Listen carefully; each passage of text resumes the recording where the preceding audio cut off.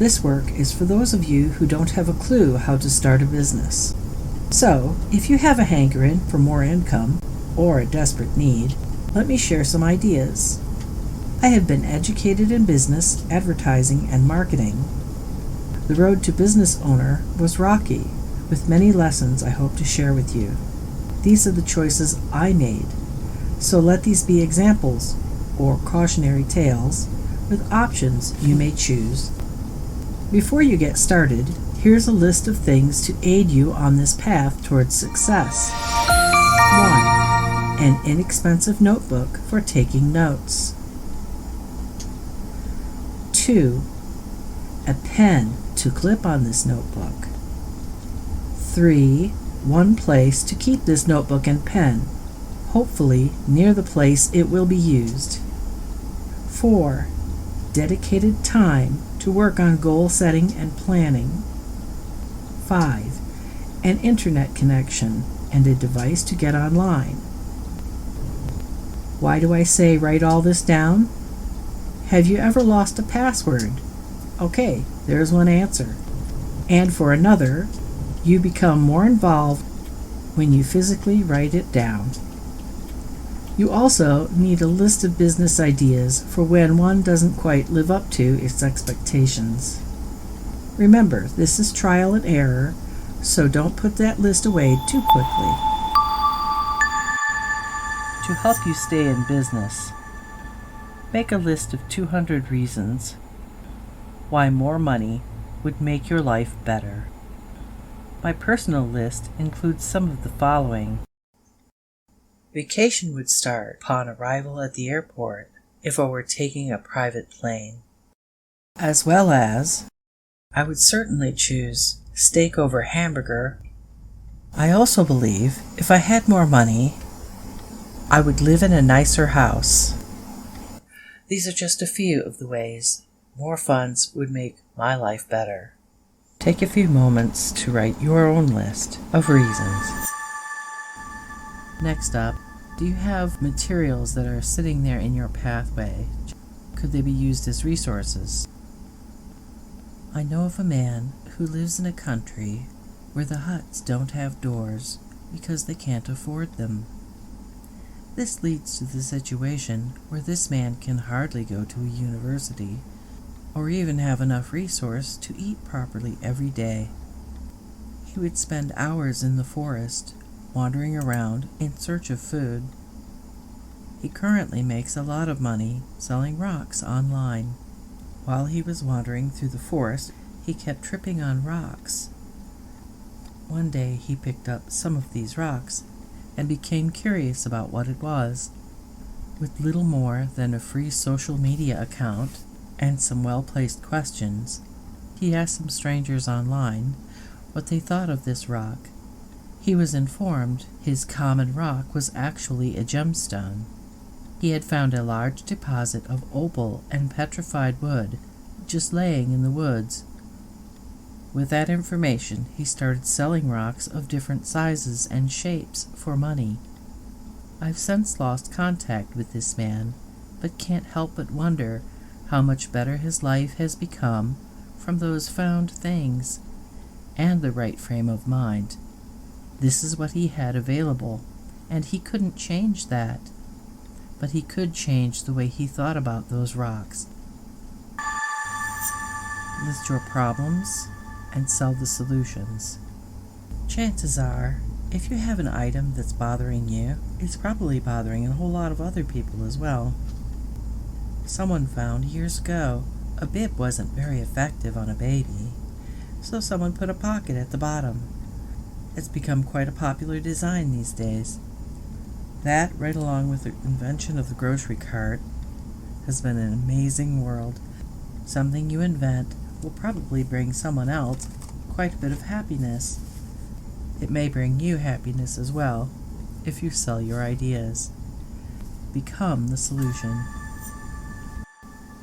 Every moment, you are trading your time for dollars. With your 8 hours in your workday, you earn what the boss would pay you, or what the company will afford you. Your paycheck then is stagnant or stable, The only way to get an increase in funds or money or income is to have another job. If you have 2 jobs, then you're working twice as hard. Wouldn't it be nice to make an item that actually would make your time more valuable?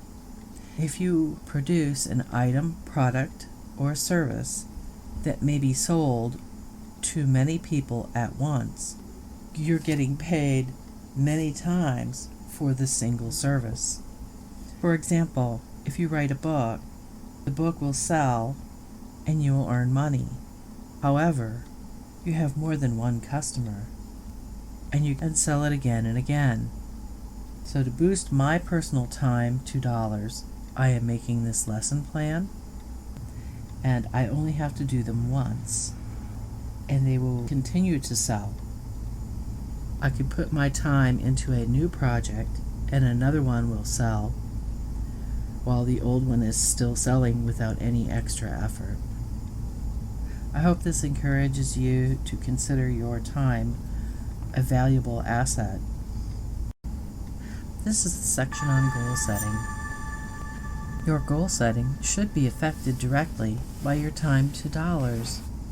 Realizing that you would like to improve your life and not just spend it.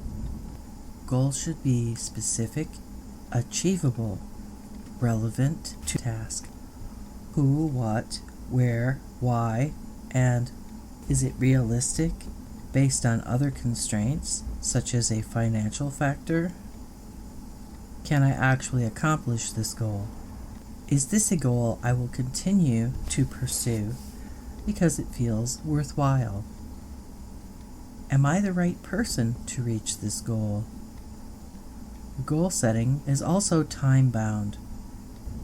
During this goal setting, you should decide how long you want to take to get from one process to the next. Have you decided that this is something very important to you, or you want to move forward faster? Means you can focus your efforts and use your time and resources productively.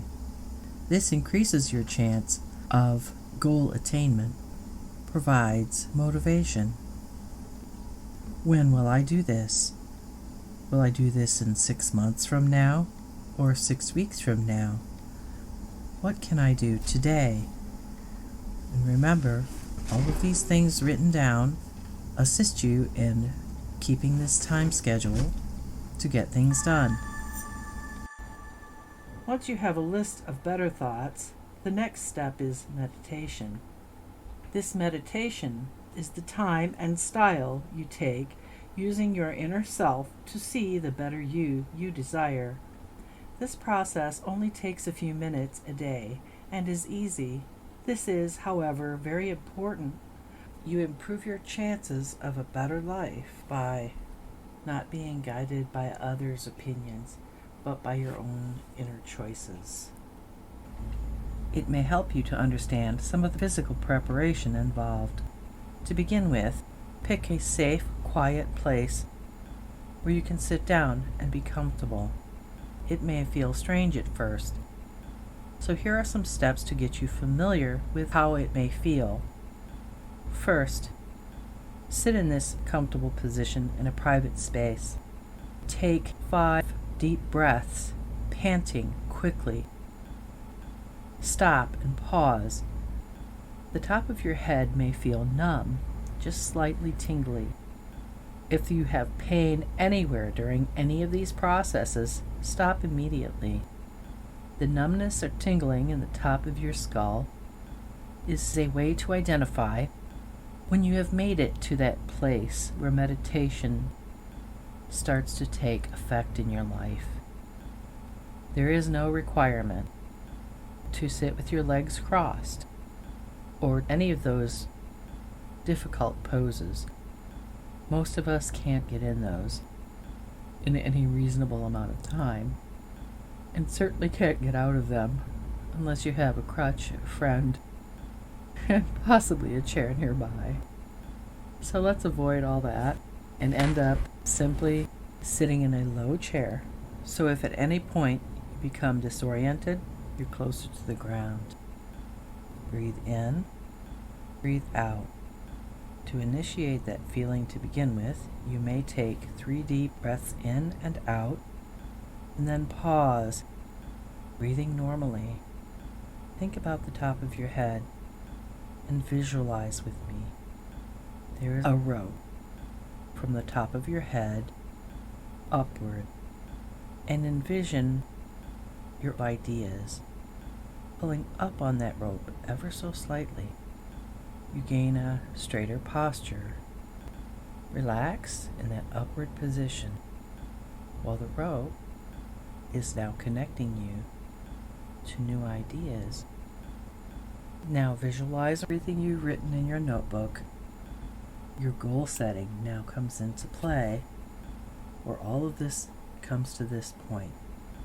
Your meditation is about your goal setting. What do you have? What can you offer? And when is it going to happen for you?